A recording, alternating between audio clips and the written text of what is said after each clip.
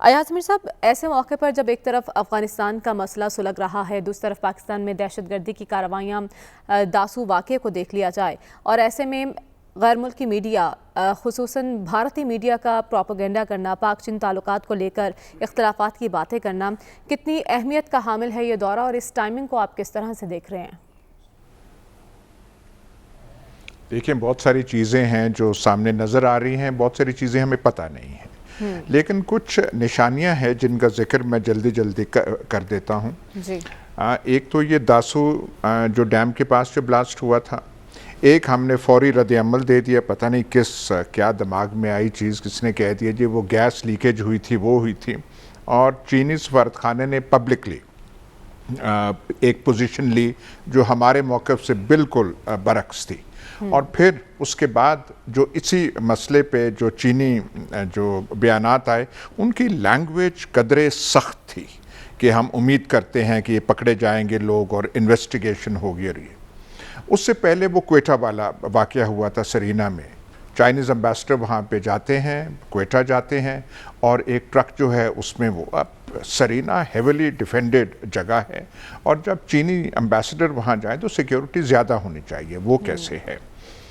ایک اور تھوڑی غیر معمولی بات ہوئی کہ شہباز شریف جاتے ہیں چائنیز ایمبیسی، اور چائنیز امبیسڈر پبلکلی ان کی بہت تعریف کرتا ہے۔ اب شہباز شریف حکومت پاکستان نہیں تو نیب کے ایک تقریباً مجرم ہیں، ان پہ الزامات کی بوچھاڑ ہے، لوٹا، یہ کیا، منی لانڈرنگ، اور چائنیز امبیسڈر، اور چائنا جو ہے کسی کوئی عام ملک کا امبیسڈر نہیں ہے، وہ ایسا ملک ہے جس کے بارے میں ہماری زبانیں تھکتی نہیں ہیں، ہماری دوستی ہمالیہ سے اوپر، سمندروں سے گہری، شہد سے میٹھی، فلانا فلانا۔ ان کے امبیسڈر تعریف کرتے ہیں شہباز شریف کی، اور کہتے ہیں کہ ہمیں یاد ہے کہ وہ کس لگن سے کام کرتے تھے، کتنے انتھک تھے، اور پروجیکٹس پہ کیسے کام کر رہے تھے، اور انہوں نے شہباز شریف کو چائنیز کمیونسٹ پارٹی کی جو کانگریس جولائی میں ہے اس کے لیے انوائٹ کیا، پی ٹی آئی کو انویٹیشن نہیں کی، ان کو وہاں پہ گئی۔ اب یہ تو ظاہری چیزیں ہیں، بات کیا ہے، اس کے پیچھے کیا ہو سکتا ہے؟ اس وقت دنیا میں سب سے بڑی فالٹ لائن ایک ہے، جو رفٹ ہے یا جو مقابلہ ہے امریکا اور چائنا کا۔ ہماری عجیب پوزیشن ہے، ہم کہتے ہیں کہ اسٹریٹجک پارٹنر ہم یہاں بھی ہیں، امریکا کے ساتھ بھی ہماری دوستی ہے، تو اگر ہم اسٹریٹجک پارٹنر ہیں، وہ شہد سے میٹھی اور ہمالیوں سے اوپر ہے، تو پھر یہ باتیں جو ہیں، جو ایک تاثر ہے جو چائنیز چہروں پہ۔ ایک اور میں چیز کہہ دوں، پوری پاک چائنا جو فرینڈشپ کی تاریخ ہے، اس میں چائنیز ایمبیسی نے کبھی پبلکلی، چائنیز گورنمنٹ نے پبلکلی پاکستان کے بارے میں ایسی پوزیشنز نہیں لی۔ جب سی پیک منصوبہ شروع ہوا تھا یہ پچھلے دور میں، تب جب مس گیونگز بہت پاکستانی میڈیا میں ہو رہی تھیں، تو ایک آدھ دفعہ ایک دو سٹیٹمنٹس چائنیز ایمبیسی نے دی تھی کہ نہیں سی پیک کے بارے میں یہ وہ ہے۔ اب تو اصل مسئلہ کیا ہے؟ امریکہ سی پیک سے خوش نہیں ہے، وہ پاک چین دوستی سے خوش نہیں ہے، تو ایک ٹیسٹ کیس تو ہمارا سی پیک ہے۔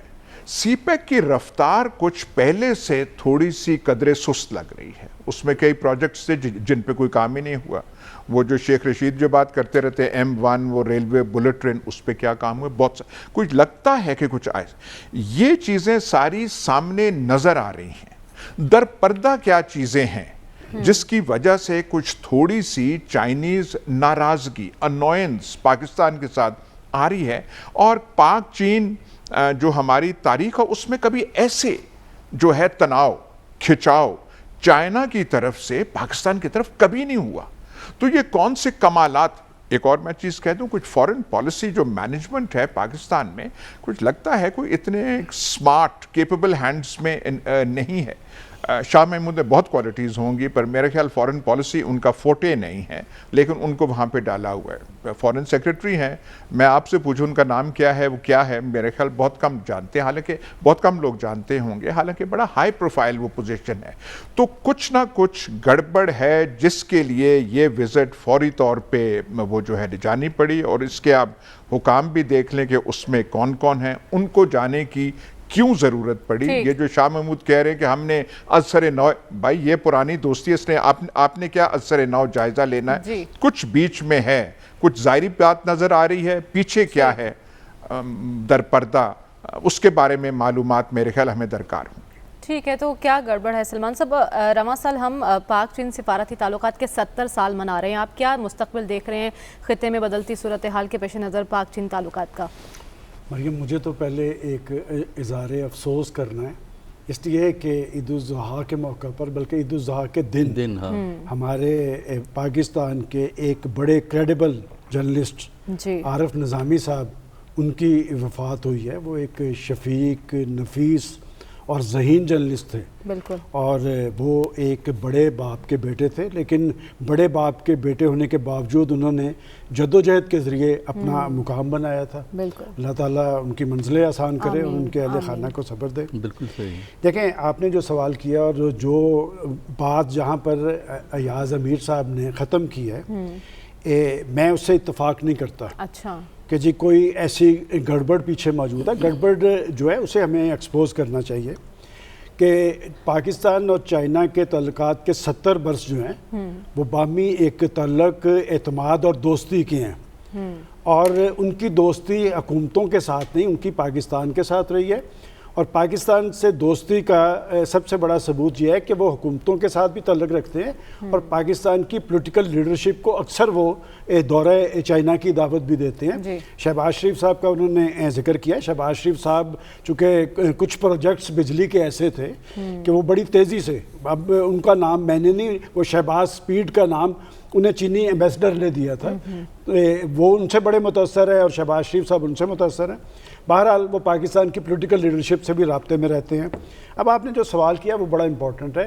دیکھیں، شاہ محمود قریشی صاحب وہاں پر وزٹ پہ گئے ہیں اور میں سمجھتا ہوں کہ اس خطے کی صورتحال میں پاکستان اور چائنا، ان کے درمیان بڑے مضبوط روابط ہیں. اور جس واقعہ کا آپ نے ذکر کیا ہے، پہلے تو یہ بات ہے کہ یہ جو پروجیکٹ ہے یہ سی پیک کا پروجیکٹ نہیں ہے. یہ ایک پرائیویٹ چائنیز کمپنی کر رہی ہے جس میں چینی انجینئرز بھی کام کر رہے تھے. لیکن اس میں امپورٹنٹ بات جو میرے علم میں آئی ہے کہ پاکستان نے اس میں اپنے طور پہ تحقیقات کی ہے اور چائنا کا بھی ایک 15 رکنی وفد آیا تھا، انہوں نے بھی اس پہ تحقیقات کی ہے. اور اطلاع یہ ہے کہ ان کا کنسنسس ہے کہ یہ کس نے کیا ہے، کیوں کر کیا ہے، کیسے کیا ہے اور اس کی ٹائمنگ کیا ہے. کہاں سے دیکھیں، بات یہ آپ کو یاد ہے کہ پچھلے پروگرام میں جب یہ واقعہ ہوا تھا، میں نے کہا تھا کہ جب میں یہ بات کہتا ہوں کہ جب پاکستان کے سیکورٹی اداروں کو کوئی چیلنج کرتا ہے تو 100% دشمن ہوتا ہے. تو میں نے ساتھ یہ بھی کہا تھا کہ جب پاکستان کے اندر چائنیز کو ٹارگٹ کیا جاتا ہے تو وہی دشمن پیچھے ہوتا ہے. اب دیکھیں نا، جو وہاں سے رپورٹس آ رہی ہیں کہ یہ وہی طاقت ہے جو پاکستان اور چین کے درمیان جو تعلقات ہیں اس پہ اثر انداز ہونے کی کوشش تھی. اور کوشش یہ تھی کہ جب ہم اس طرح کے پروجیکٹ پہ چینی انجینئرز کو ٹارگٹ کریں گے تو پاکستان اور چین کے درمیان فاصلے قائم ہوں گے. کس کو ہضم نہیں ہو رہے یہ تعلقات؟ وزیر داخلہ بھی کہہ رہے ہیں کہ عالمی طاقتیں نہیں چاہتی کہ تعلقات مضبوط ہوں. جی، اس میں دیکھیں عالمی طاقت کون سی ہے وہ بھی سب کو پتہ ہے. علاقائی طاقت انڈیا ہے.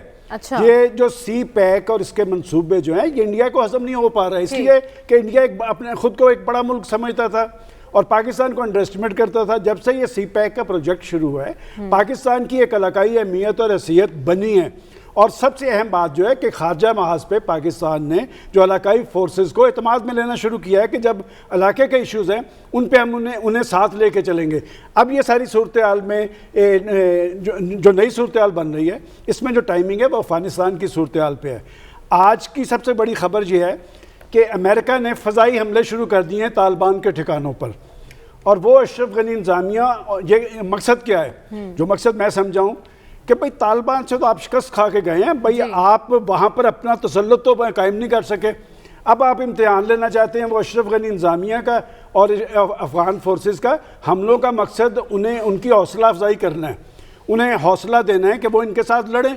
بات ہے کہ یہ جب چیزیں اکھڑتی ہیں نا، دیکھیں افغان فورسز ان سے بڑی تعداد میں ہیں. اشرف غنی انتظامیہ کو کون سے عوام کی تائید حاصل ہے؟ بھئی آپ کی تائید سے وہ آئے تھے، حامد کرزئی بھی آپ کی تائید سے آئے تھے اور اس کا مطلب کہ افغانستان کی جنگ جس کے بارے میں ہم سمجھ رہے تھے کہ شاید وہاں پر مسئلے کا سیاسی حل نکل پائے گا، مجھے نہیں لگتا۔